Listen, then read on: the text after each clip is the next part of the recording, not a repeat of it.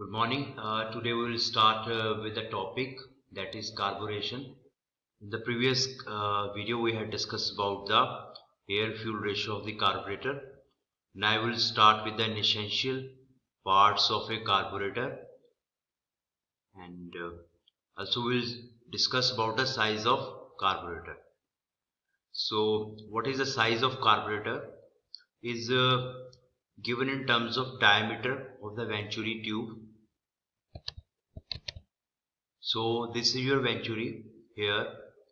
The diameter of the venturi is one of the parameter which carburetor specifications includes. The size and diameter of venturi tube is given in millimeter and jet size in hundredths of a millimeter. You can see here this size is given in hundredths of millimeter. So this venturi diameter and this jet diameter have some relation that we will discuss. These two diameters are interrelated, this venturi diameter and this diameter. The calibrated jets have a stamped number which gives the flow in milliliter per minute under a head of 500 mf of pure benzol. The level of fuel here is 50 centimeter, or you can say 500 mm, and this is for the calculation purpose we will treat benzol as the fluid, because there are a number of parameters like density of fuel, so we will take benzol as a standard fuel here. If the venturi size is 30 to 35 mm, then your jet size is 1/6 of venturi. It means jet size will be around 6 mm. The pressure difference P1 minus P2 is about 50 mm of Hg, or you can say 5 centimeter of mercury, which is approximately 5 divided by 76, and you will get some value. The velocity at throat is about 90 to 100 meter per second. So this is called throat. This portion is called throat, the smallest area here. Here your velocity is your 90 to 100 meter per second. This value is very high. It is around 300 kilometer per hour, more than that. So you can understand the high velocity in the throat. And the coefficient of discharge for venturi is taken as 0.85. This venturi has some coefficient of discharge that is taken at 0.85. Now we will start with the essential parts of a carburetor. A carburetor consists essentially of the following parts: fuel strainer, fuel float chamber, main fuel metering and idling nozzles, choke and throttle. We will discuss these parts in detail. First we will start with the fuel strainer. As the gasoline has to pass through a narrow nozzle exit, there is every possibility that the nozzle may get clogged during prolonged operation of the engine. To prevent possible blockage of the nozzle by dust particles, the gasoline is filtered by installing a fuel strainer at the inlet to the float chamber. The strainer consists of a fine wire mesh or other type of filtering device, cone shaped or cylindrical shaped. The strainer is usually removable so that it can be taken out and cleaned. It is retained in its seat by strainer plug or a compression spring. So this is your strainer here. You can see here. The function of this is to clean the fuel, maintain the clean supply of fuel through the carburetor so that it won't get choked, because fuel supply valve, here you can say fuel metering orifice, these are very small size diameter components, so they may get choked if there is any dust or any particle into the fuel. The next is your float chamber. The function of a float chamber in a carburetor is to supply the fuel to the nozzle at a constant pressure head. This is possible by maintaining a constant level of the fuel in the float bowl. The float in a carburetor is designed to control the level of fuel in the float chamber. This fuel level must be maintained slightly below the discharge nozzle outlet holes in order to provide the correct amount of fuel flow and to prevent leakage of fuel from the nozzle when the engine is not operating. So this is your float chamber, this square component here, this container. Inside this you had the float chamber. The function of float and float chamber is to supply fuel to this fuel metering orifice.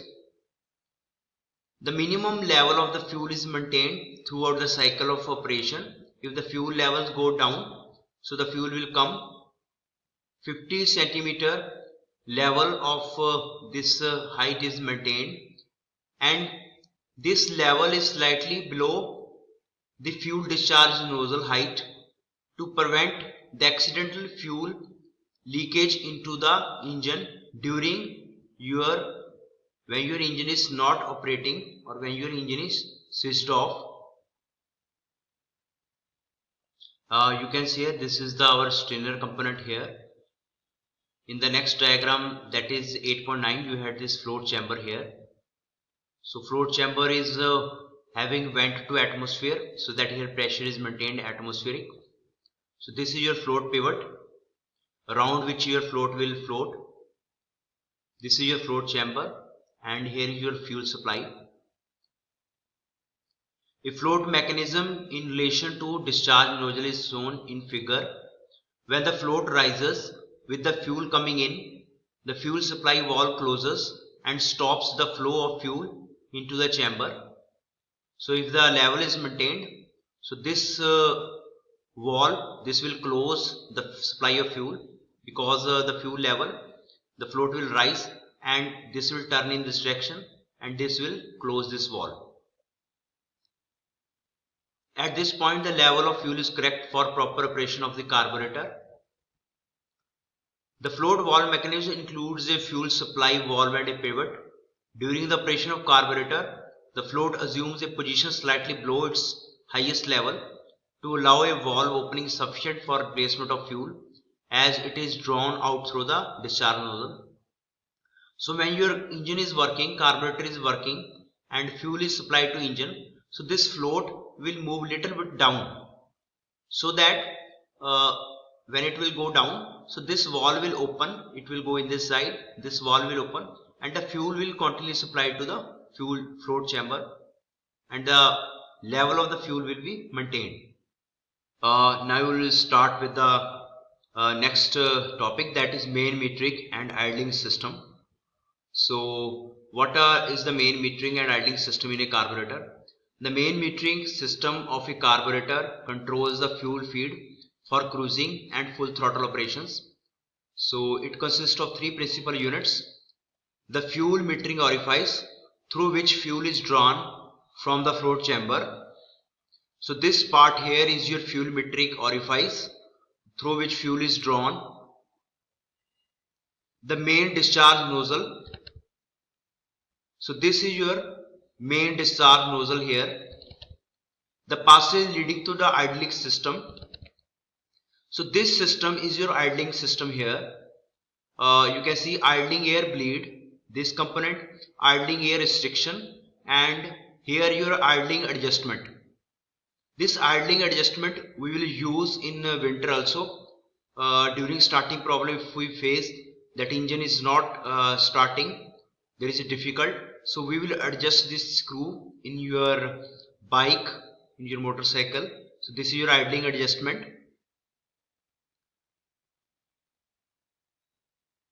Now the three functions of main metering system are, we will discuss the function of your main metering system: to proportion the fuel air ratio mixture, to decrease the pressure at discharge nozzle exit, to limit the air flow at full throttle. So this part is called your main metering system. The automobile fitted with SI engine requires a rich mixture for idling and low speed operation. Usually air fuel ratio of 12:1 is required for idling. During idling case, your throttle is fully closed. It means when you start the engine and we don't get any power output from the engine.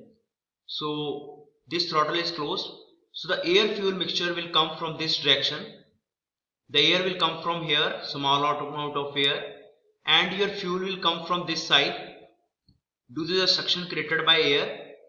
So fuel will be supplied from this passages. So this is the air fuel supply passages during the idling. The idling system gets operational at starting, idling and very low speed running of the vehicle engine, and is non-operational when throttle is opened beyond 50 to 20%. So why we are using this extra passages? The reason for that is during idling the amount of suction created by engine is not enough because this passage is closed. The amount of suction created at this point is not enough to take this fuel out of this fuel discharge nozzle. So we have to use this restricted passages during the idling operation. The idling air bleed mixes air with gasoline drawn from the float chamber and helps it to vaporize and atomize, and then it will go to the combustion chamber. Now when your throttle is start to open, it will move in this direction. Then this passage won't work because now air has another passages, this path to move. So air won't come from this side. So this is automatically get closed. No air is going through and no fuel is supplied through these passages. Then this air will follow this main passages for carrying the fuel from this nozzle. Now we will discuss about the next component, that is your choke valve. What is the function of choke valve? When the vehicle is kept stationary for a long period during cold winter season, maybe overnight, starting becomes more difficult, as already explained. At low cranking speeds and intake temperatures, a very rich mixture is required to initiate combustion. Maybe sometimes we need 9:1 air fuel ratio. So that is why we have to use this choke, this part here. When the choke is how it functions. So when the choke is partially closed, large pressure drop. So if this choke is partially closed here, the large pressure drop occurs at the venturi throat. That would normally result from the quantity of air passing through the venturi throat. The very large depression at the throat inducts large amount of fuel from the main nozzle and provides a rich mixture. Now we'll discuss the next component, that is throttle valve. What is the function of throttle? The speed and output of an engine is controlled by the use of this throttle valve, which is located on the downstream. So this is your downstream side of the venturi. This is your venturi. This is your downstream here. The more the throttle is closed, the greater is the obstruction to the flow of mixture placed in the passage and less is the quantity of mixture delivered to the cylinder. So if this throttle is closed, more closed, so this is the fully closed. So this is you can say near to the close. So when throttle is closed, it will provide obstruction to the flow of air and fuel. The decreased quantity of mixture gives a less power impulse to the pistons and the output of engine is reduced. As the throttle is opened, the output of engine will increase. So if this throttle will move here, it will open. The air fuel passage is now clear. More amount of air fuel mixture can be entered into the engine and more power can be generated. But this is not always the case, as the load on engine is also a factor. For example, opening the throttle when motor vehicle is starting to climb a hill may or may not increase the vehicle's speed depending on the sleekness. Also, just closing of throttle does not mean that engine speed will increase. It also depends on the load. If the load on the engine is higher, even at full throttle, your engine speed may not increase. So up to here is the complete detail of the carburetor with components. You can like this video. You can subscribe this channel. For more videos, you can comment in the below section. Thank you for watching this video.